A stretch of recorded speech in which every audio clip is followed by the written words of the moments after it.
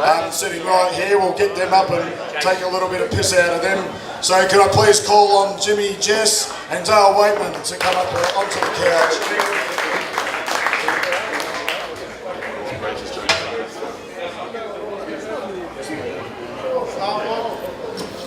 How's it going, boys? You've had a pretty interesting week, especially the Flea. Had a bit of an interesting scenario the other day.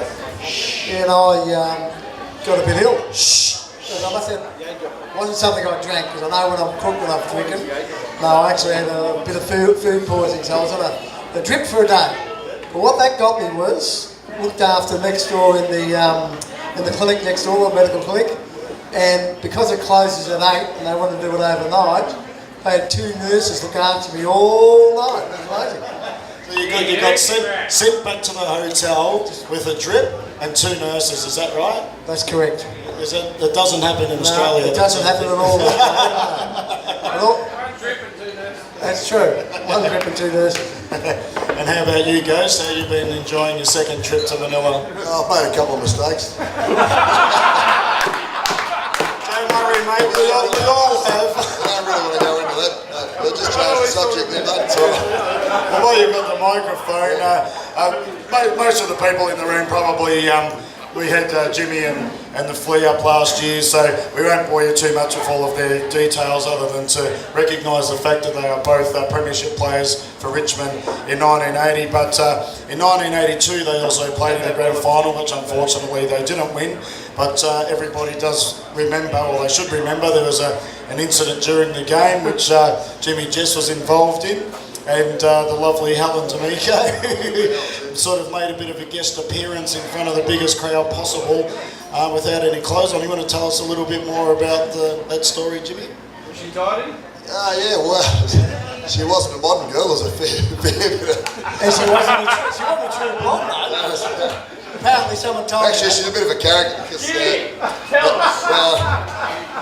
believe it or not, I ran into her in Darwin 4 years ago, Helen, and I actually went out to lunch with her, and I said, Helen, no, truly. My daughter was up there working and got to know her. Anyway, I called up with her, went out to lunch, and I said, Helen, what were you thinking about? And she said, look, I was working as a stripper at the Crazy Horse in Adelaide at the time, and the bosses have gone, listen, we just want you to go over to Melbourne for the weekend, we'll fly over, give you a couple $100, all you do is streak a footy game. You're not allowed to tell anybody. And she said, the only person I told was Mum. I said, oh, you're right, eh? And I got to bloody Melbourne on the Friday and realised this is not just a footy game. This is the biggest thing that's going to happen in Australia this year. So she got on the phone and rang up her mother. And she said, oh, Mum, listen, I can't do this. This is not just a footy game. This is like something big, you know. And her mother's gone, listen, Helen, I've organised Uncle Fred and Auntie Joyce and all the kids and everybody coming around tomorrow to watch it do it, so you better. So she ran out and, she ran out the 2 best looking blokes on the ground. Tell the story. What did she say about why she ran out to you and Brucey Dool? Well, she did actually. She said that, I asked her why she ran out towards me. She said she looked around at all the players and you look like the oldest blokes out there. You reminded me of my father, so she felt a bit secure. Anyway, move on. Now we had Beasley up here before, he was pulling the piss out of you. Big goosey, isn't he? Oh. Fair dinkum. If you had a head like that, you'd take tails, wouldn't you? I did play on him one day, this is true, and I played on him, and I'm looking at that big, soft-looking bloody thing with a head like that. I thought he didn't have a kick until about a minute to go in the first quarter, and he let out, and I could have punched the ball, but I thought, nah, fuck him, I'll punch him right in the head, and I did. And it didn't knock him out, and he got up and kicks the goal. Well, 10 minutes into the third quarter, he had 4. So I got the sack, and he did actually end up kicking 10 that day, I think, but not on me. You only got 4 on me, you big goose.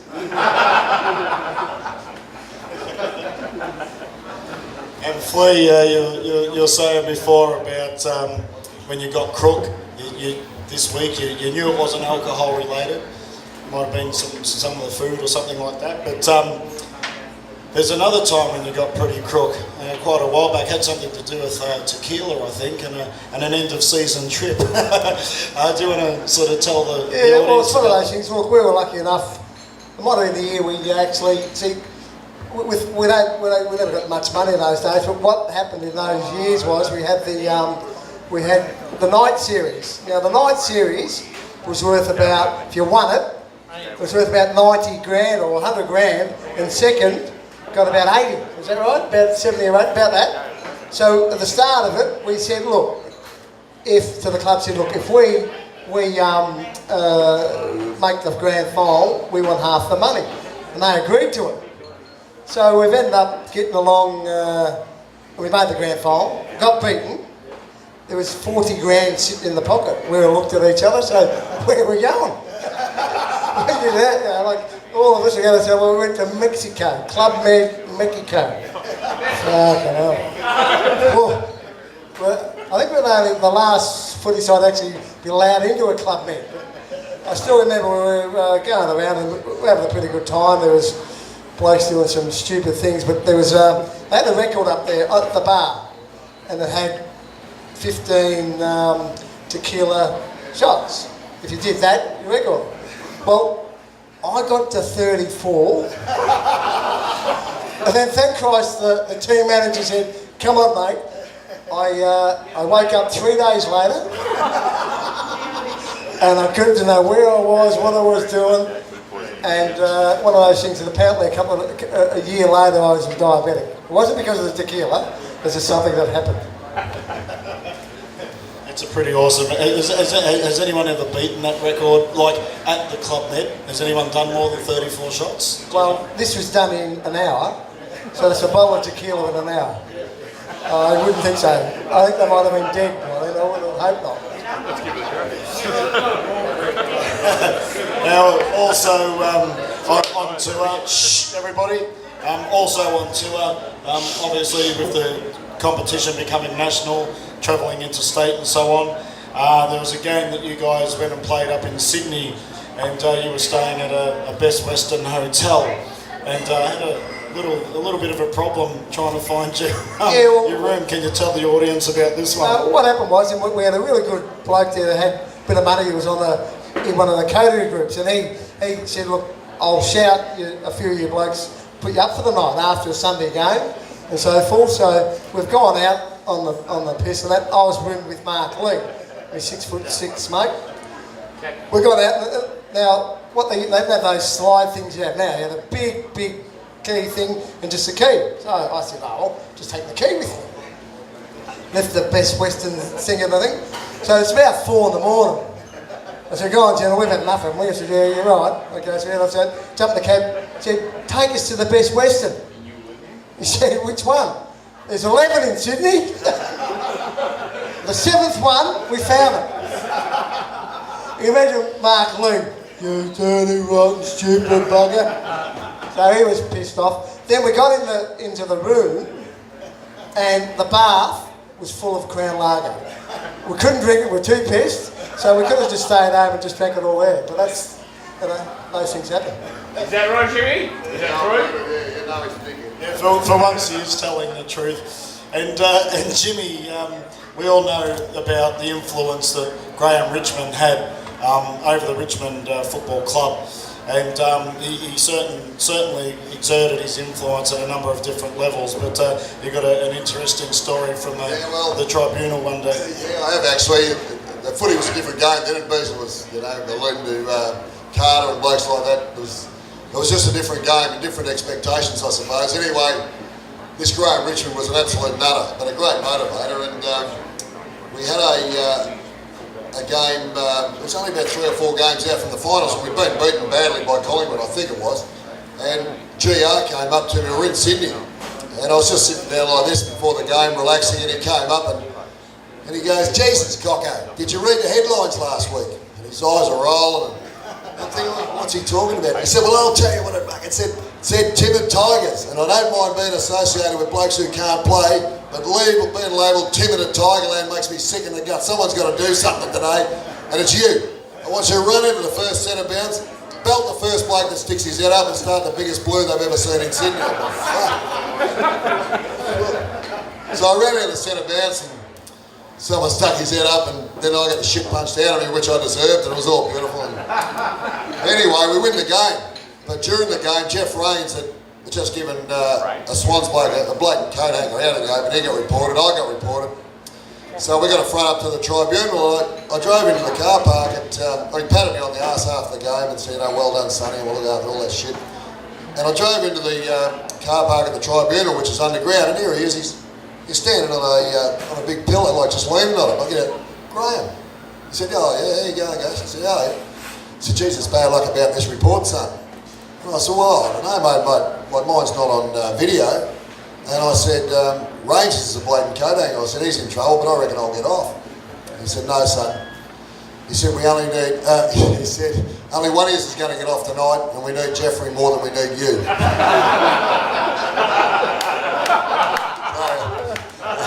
He was pretty honest, and they probably did too. Well, that's so Derek. We'll get a little bit more serious now. Tommy Hafey, as we all know, passed away a couple of weeks ago. Absolute legend of the game, Tommy Hafey. For you, Jim, you were lucky enough to play under him your debut season in the VFL. He was your coach. You want to tell us a little bit about your relationship with Tommy Hafey and what he meant to the club? Oh, look, he's just on a serious note, he's just a legend and a fantastic fellow. And I don't know how he could do it, but like he only coached me for a year, and you'd meet him and said, oh, how's Lowell going with your wife? And Matt, your kid, and you have to remember names, and he didn't drink. Yeah, that's right, probably. He had a brain, but he was just a lovely guy. He's an inspiration, really. When you turned up at Tigerland, he sort of let you know what was expected straight away. A strict disciplinarian, but just straight down the line. And he's a sad loss. And he had a function before every Christmas where we all turned up at the London Tavern, and any player that he'd ever coached, he just put a day on for, and he was there this year and as fit as a trout. And I caught up with him and had a good chat to him, as we all did at the function. And sadly, he had a brain tumour and passed away within about 2 months. So we all miss him, but he is a super. He's just a legend, Tommy Hafey. And obviously a lot of success. Tommy Hafey as the coach had the 4 flags when you joined. Your first year, then he goes across to Collingwood. How was the team? How did they react to him leaving Richmond, and what were the repercussions of that? Oh well, I suppose Tommy had been successful and they were looking for a change, and Barry Richardson took over, and then from Barry, Tony Gill took over, and he was an absolute lunatic, just crazy, and trained the guts out of us in 1979, and in 1980 just eased up a bit, and we toughened up a little bit as players, I suppose, and Tommy was coaching the opposition side, so, and I mean, we respected Tommy's, there's no doubt everybody in the team respected Tommy, but on that day he was coaching Collingwood, and we hate Collingwood, mate. So, and we knocked off Collingwood in 1980 by a record margin, which was fantastic. So. How much Sky? We know how to go. Derek's here. We know how to make it We're cry. getting in tears. It's 83 points. 83 points. 83. But just on Tommy, look, if you ever, I was lucky enough to be coached by a couple of times in state games, but also got to know him really well over the last 5 or 6 years. The role I do at Richmond, I organise him speaking functions and that. Now, have you ever been with someone that he would speak to you and you think you're the only person in the room? That was Tommy.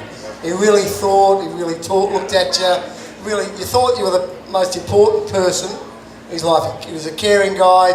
He obviously didn't smoke or drink and that. But I had the opportunity to organise all the guys that he coached in the Premierships to come to Melbourne for his funeral.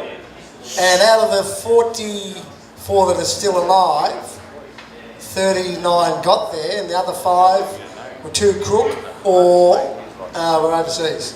So everyone got there. I remember Michael Bowden that played in the '69 Premiership.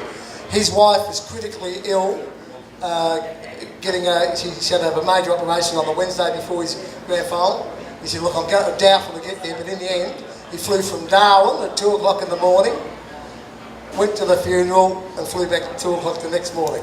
That's how much they really cared about him, and that's why he treated people as just a superhuman being. And I think he's anyone that ran into him, you ought to think, Christ, how lucky you were. And that's what you feel. You're lucky to actually meet him. And that was the beauty of it.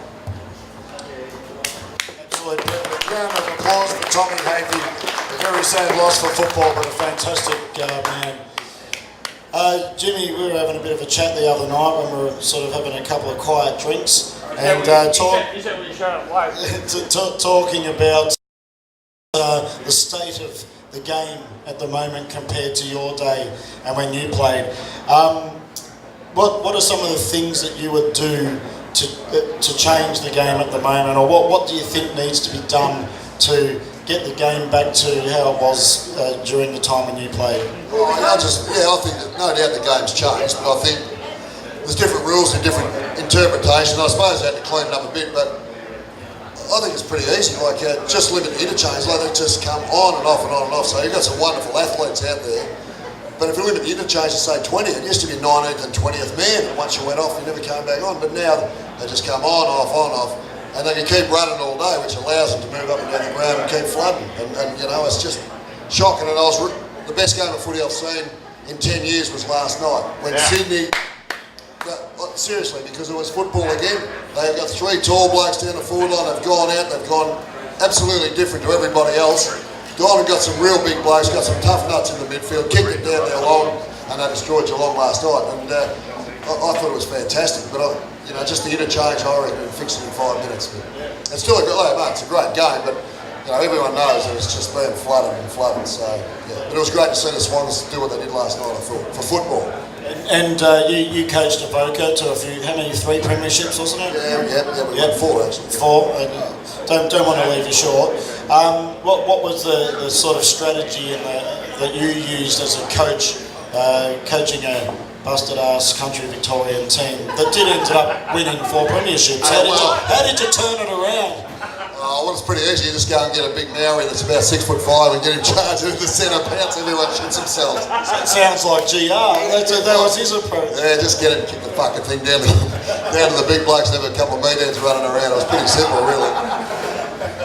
And how about you, Flea? What changes do you think the modern game needs compared to when you played? Oh, there's no doubt that Jimmy's right with the interchange, because what happens is, as Jimmy was saying, that there's a lot more athletes that are playing the game, and the thing is, when you get tired, athletes can't find the footy. Footballers can find the footy. They always will, and that's what I mean. So if you actually make it hard for the athletes, they'll be soon pissed off, and you can actually make the game. It'll be a bit more one-on-one contest, where it's not, at the moment you've got 13, 14 people around the ball, and it makes it hard. Well, the other things is, obviously you've got, I reckon each club's got about 10 coaches at each side. They've all got to have their little plate. Make the game simple. Most of the kids hasn't changed when I got down there. The young kids just want to get down there and prove themselves. What a lot of the coaches do is they take away their talent, what they can do, and try to do this stuff where they've got to be here, they've got to be over here, they've got to be over here, instead of playing footy. That's why you like the game, because you just get out there and play. Let them play, and if you're good enough, you're good enough. That's how I go. Keep it nice and simple for simple men. All right, we'll get started with the auction in just a couple of minutes. So, could everybody please a round of applause for Jimmy, Jess and Dale Weightman.